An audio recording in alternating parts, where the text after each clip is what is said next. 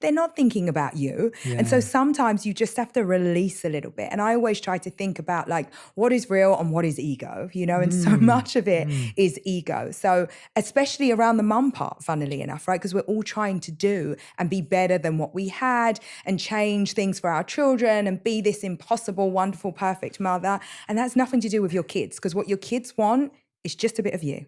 In the most simple way. They don't care about any of that stuff. And so again, it really is that challenge of really sitting down and speaking to your children and thinking to yourself, like, what actually matters? And I think it's like those small moments. Yeah, that's well said. And as I said, as someone who received a lot of that from my mum, I felt like I never doubted whether my mum loved me or not. No. Whether she could come to my rugby game or not, or whether she could come and watch me at the class rehearsals or dramas or whatever we were doing. If she was there or she wasn't there, that wasn't how I felt loved. You knew or she not. loved Like, you. yeah, Absolutely. yeah, because it was so, it's such a core part of my life. I feel today I have like so much love to give because of how much my mum loved me. 100%. And it's not that she was there every 100%. moment. So yeah, and on the flip side, I'm sure there's people who would think, God, my parents were around all the time, and I didn't necessarily. And you feel didn't necessarily connect. Exactly. Yeah, I didn't necessarily feel so connected. Yeah, you've talked about this before, and I really like it. This whole idea of like you can't have it all, and everyone's always talking about balance. And I agree with you. I don't think balance exists either,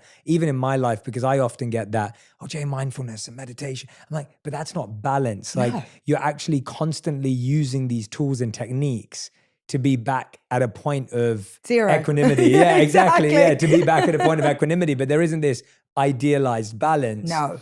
When it comes to, you know, you and your partner, you both have great careers. You do some things together, lots of things individually. Like, absolutely. How does that, like, I guess my question there is, what is the one thing you both need from each other that allows you to stay connected whilst having collective empires, individual empires, and then a beautiful family as well on top of all of that? I honestly think that just comes down to love, because it's different things in different moments. And if you really, really love someone, then you do what they need in that moment, whether or not it's good for you right then or what you might have discussed, right? That comes down to, do I really love this person and want the best for them in this thing, this moment, this decision? And more than anything, you know, I have such an admiration for my husband in so many different ways, in how he thinks and how he approaches things and what type of father he is. And, you know, love does lots of different things, but, you know, usually it grows or it dwindles, right? It's like in relationships. And I think that mine is still growing, but it just comes down to the fact that I love him.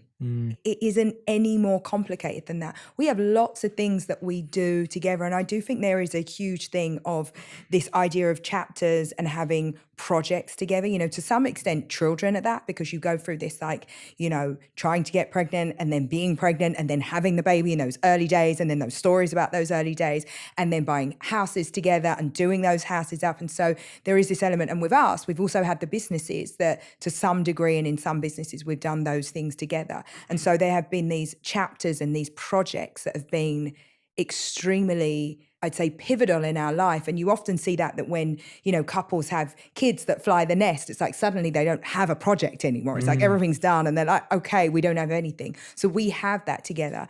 But I feel like in my life, I'm extremely ritualistic. You know, that's just how I am. And there's parts of our relationship that have taken on some of those rituals in terms of, you know, how we think about time, just us and not with the children, how we think about setting up our mornings, and those things become sort of bedrocks and foundations that for what I think is like a healthy relationship. Yeah, what I really gained from what you're saying right now, and I hope everyone's listening and taking notes too, because there's so many great insights that are like, you're just sprinkling them everywhere. And I'm like trying to catch them. And I love the idea that if you value a relationship in your life, your relationship's only as good as the stories you've lived together and the memories you've made.